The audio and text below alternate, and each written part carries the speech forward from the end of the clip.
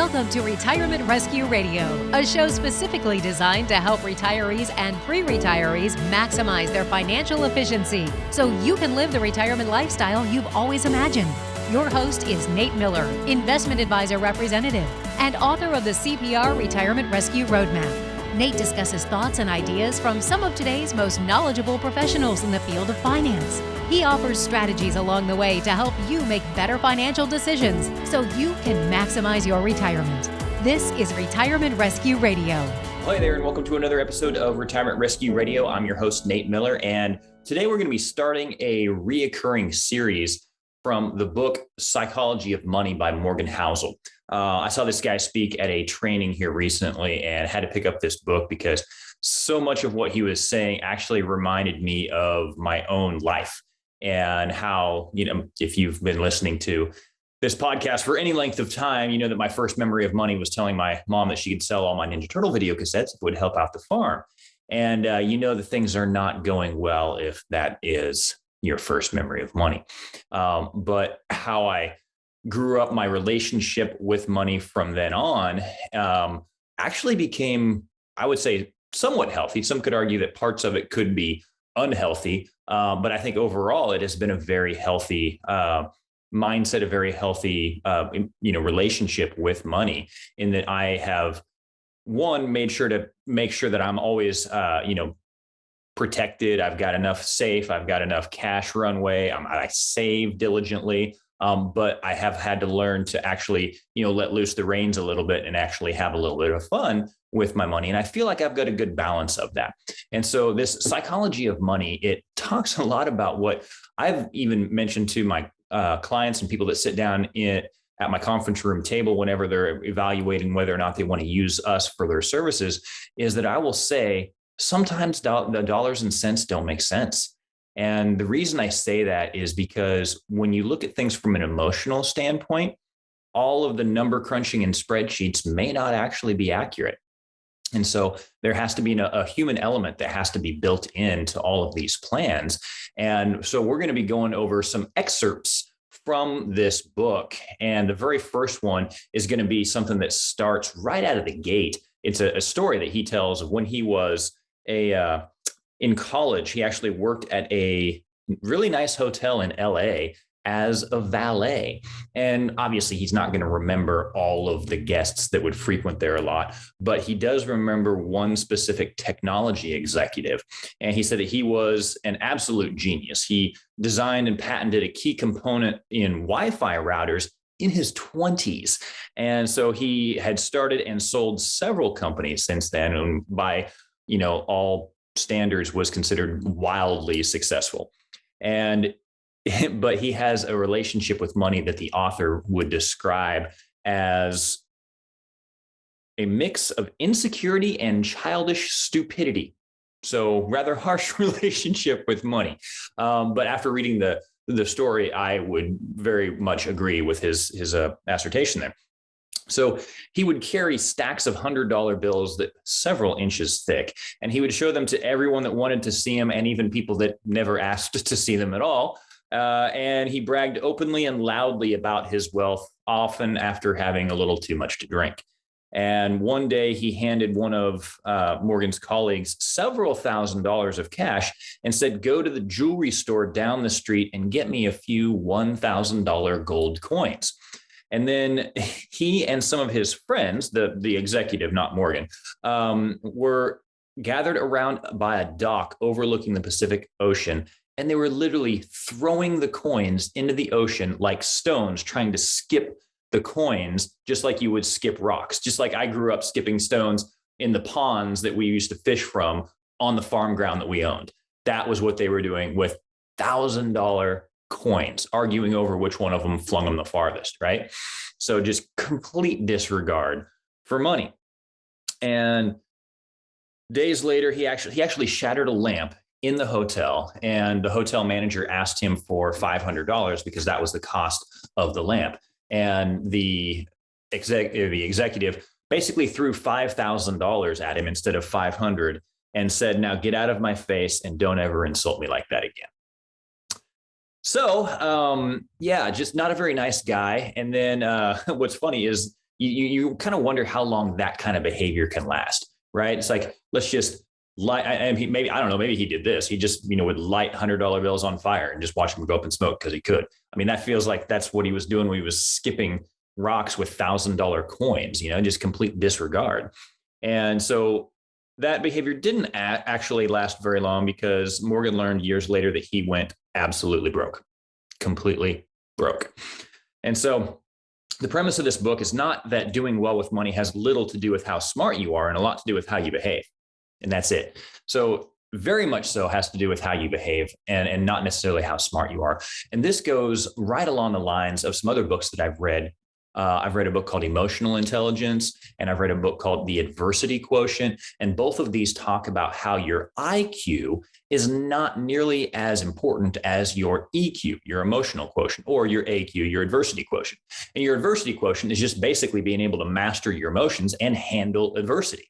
And so they could all kind of go back to how you handle your emotions, your emotional quotient. How intelligent are you at being able to handle your emotions and then be able to use those for good? That's really what we're talking about, because it's been said that as once someone has average intelligence, all right, so we're not talking about those that may have been developmentally impaired, right? We're talking about those that at least have average intelligence. If they have high emotional intelligence and high adversity intelligence, they can go much farther than someone who may have an extremely high IQ, but not a very high EQ or AQ. Right. And so he goes on to talk about another story that actually goes right along those lines of how someone with just average intelligence and average, maybe even average emotional quotients, but their behavior with money was far superior than someone from outside standards would, seem to have everything. Right. And so this is apparently it's a Wikipedia entry, and it was a gentleman, Ronald James Reed. And the Wikipedia entry read, Ronald James Reed was an American philanthropist, investor, janitor, and gas station attendant. Wait a minute. Philanthropist, investor, janitor, and gas station attendant. So how does that work? So he was actually born in rural Vermont, was the first person in his family to graduate high school. And that was made all the more impressive by the fact that he had to hitchhike to high school every single day. Right, uphill both ways in the snow, all that kind of stuff. That was this guy, right? And it said that for those that knew Ronald, there wasn't really much else worth mentioning. His life was about as low key as they come. He fixed cars at a gas station for 25 years, and then swept floors at J.C. Penney's for 17 years. And he bought a 2-bedroom house for $12,000 when he was 38 years old, and lived there for the rest of his life. He was widowed at age 50. And never remarried. A friend recalled that his main hobby was chopping firewood. And so he died in 2014 at age 92. So he had quite a long life. And that is when the humble rural janitor made international headlines. In 2014, there were 2,813,503 Americans that died. Of those, fewer than 4,000 of them had more than $8 million when they passed away. And Ronald Reed was one of those. In his will, the janitor left $2 million to his stepkids and more than $6 million to his local hospital and library. And those that knew Reed obviously were a little puzzled, because they're like, where the heck did he get all that money? And what turned out was it was no secret. There was no lottery win. There was no inheritance. He saved what little he could and invested in just blue chip stocks. Then he waited for decades as tiny savings compounded into more than $8 million. This guy literally is the embodiment of the penny doubling every single day. He just let it double for, well, not said double, but he let it compound for decades. I mean, even if he started investing in his 20s and died at 92, there's 7 decades. That is a lot of compounding there. And so that's it, from janitor to philanthropist. There you go. And what's funny, though, is a few months before Ronald Reed died, another man named Richard was in the news. This guy, Richard Fuscone, I'm probably butchering that last name, by the way. He was everything that Ronald Reed was not. He was a Harvard-educated Merrill Lynch executive with an MBA and had a successful career in finance that he retired from in his 40s to become a philanthropist. Former Merrill CEO David Komansky praised Fuscone's business savvy, leadership skills, sound judgment, and personal integrity.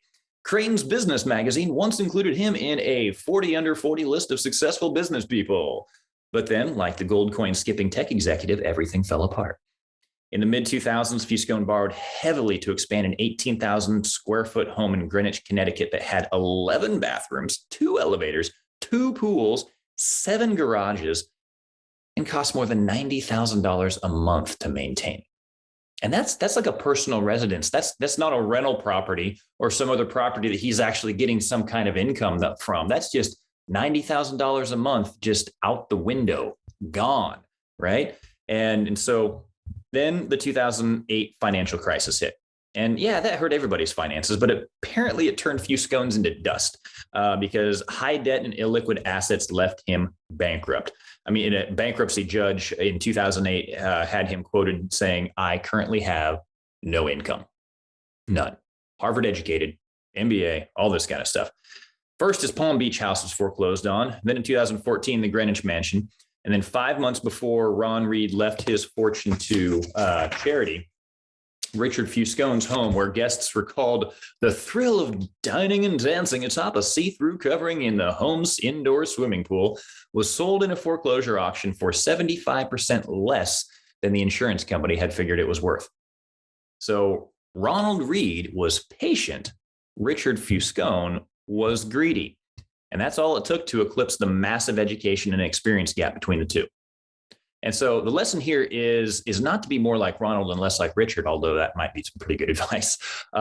It's the fascinating thing about how these stories, the fascinating thing about these stories is how unique they are to finance, right? I mean, in what other industry could someone with no college degree, no training, no background, no formal experience, no connections, how could they massively outperform someone with the best education, the best training, and arguably some of the best connections? Right?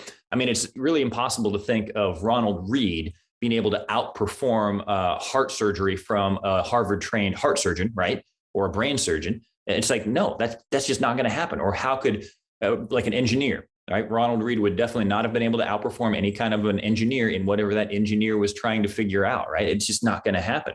But these stories happen in finance or investing. And so the fact that Ron Reed can coexist with Richard Fuscone has a couple explanations.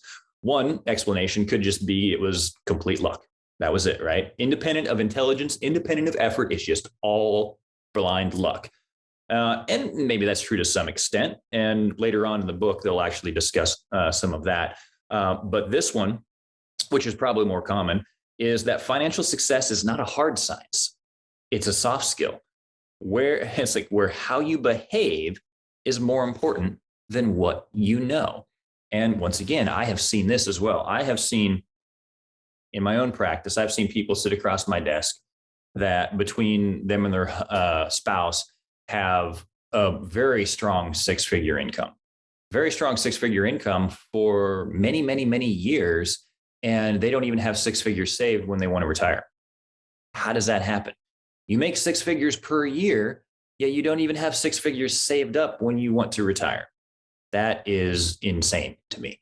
Yet I've also had someone who has really never made more than $50,000 a year in their life sit in front of me wanting to retire, and they've got over $1 million in their 401k. The relationship with money. How else can you explain that? There's nothing that you can put on a spreadsheet that really explains that. One had a good relationship with money, was patient, was diligent, and the other one maybe was greedy or had a intense case of keeping up with the Joneses, and was not diligent in saving. And so we're going to go a little bit more into this aspect, this dynamic of how your behavior can impact your finances far more than your intelligence. And hey, for some of us, that's really good news, right? I mean, think about it. I'm going to apply this to myself. I'm going to beat myself up here for a second. I grew up on a farm, first memory of money. Obviously, I had no education at that point on how to relate with money. I had my behaviors with money where basically I couldn't buy anything because we didn't have anything. Right. And so anytime that we did, I would try to save up to buy something. I bought my first Nintendo by saving up money that I got by my mom took me around and I sold like, holiday cards, Christmas cards, Easter cards, whatever, birthday cards, you name it, through this, I don't even remember the company's name, but I could sell cards through this company. Mom took me around to all the different places around our, I guess, multiple towns, because we only have like 100 people in one of our towns. So it's like multiple towns. So I can get enough money from the sale of these to then be able to buy my own Nintendo, because I knew that my mom wouldn't buy one. Mom and dad aren't going to shell out, I think it was maybe $100 or somewhere around there for the first original 8-bit Nintendo game, right? The kind you got to blow on the cartridges and then stick them in just right to make sure that you can actually play the game. So yeah, that was how I grew up. And so I would say the biggest behavior or emotion that I grew up with because of the hard times was a respect for money. I know that money did not come easy for us. And so whenever it did come in, I would very heavily weigh the decisions on where that money was going to go. Right now in the neighborhood that I live in, there are several houses that have Teslas. I do not have a Tesla. I still drive. It is currently not quite 2022 yet. I still drive a 2011 Hyundai Sonata. It only has about 120 some thousand miles on it, I think is all. So I mean, it's going to go for quite a while. But yeah, I drive a Hyundai Sonata because I can. And because I know that, yeah, I could go buy a Tesla, but instead I decided to put my money into other investments. I eat my cooking. Like I have money in stocks. I have money in bonds. I have money, well, not really bonds now because I'm so young, right? But I have money in portfolios that we've designed, that we manage. I have money in those. Right. So I'm eating my own cooking. I have money in annuities. I have money in life insurance. I have money in all of those. I have money in real estate as well. So instead of buying a Tesla, I went, I'd buy a rental property instead, about the same price, right? Depending on which Tesla you get, and I guess what kind of a rental house that you're buying. But yeah, so instead of buying something that's not going to be worth near as much and doesn't bring any income in, I've decided to buy an asset. That brings income in, that doesn't just go poof out the window and is not just going to continually suck money out. Hopefully. I mean, that's the idea behind rental property, right? You don't want to buy an alligator or, money pit. I guess that's more of a common term than alligator. So your relationship with money, your behavior towards money is going to be a better indicator of whether or not you're going to be successful. And so if I were you, if I was listening to this, I would try to evaluate my own relationship with money. What are some of the things that you've done with money that maybe weren't the best choice? And don't beat yourself up about it. Just understand it and recognize it. And then if you don't like it and you don't think it's conducive to your long-term goals, simply change it. Simply recognize it. I mean, just recognizing it is going to be like step number one, but then wanting to do something about it. I mean, I'm not the guy that's going to tell you, stop drinking coffee, stop going out to Starbucks or anything like that. Because if you put the couple dollars a day into savings, Dave Ramsey says by the time you retire, you'll be a cajillionaire, right? It's like, you know what? What if you need your coffee to get through the dang day? you might want to do that. Or maybe just switch to, buying it, or not buying it, but switch to, going to your company. If your company offers coffee, maybe you just drink it there, right? I don't care. Do whatever you want to do that is going to get you to your long-term goals.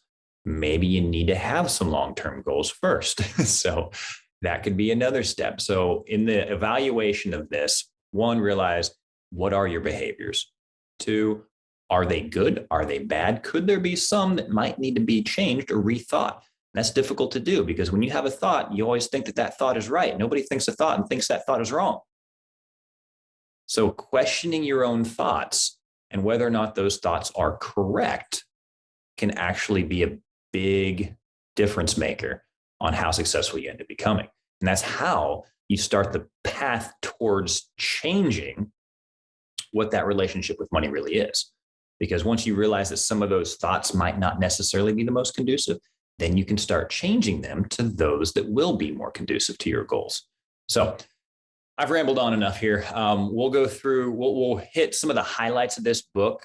It's not going to be every single week. So this is not going to be like a 12-week or, 8-week or whatever series. This is going to be something that's going to be sprinkled in every now and then when we've got other topics that I, want to talk about that might be more pressing, like Biden's tax bills or anything else that comes out that might be, more top of mind and in the news at this point. So we'll keep bringing you that content. But I want you to think really long and hard about some of the stuff that we do talk about with the psychology of money, because I think it's going to be pretty powerful once you really understand what it can do. So thank you. And once again, just trying to bring you more and more I can't even talk right now. I got a podcast and I can't even talk. We want to bring you content to empower you to live the retirement you deserve. So that's it, guys. Take care. Have another great week.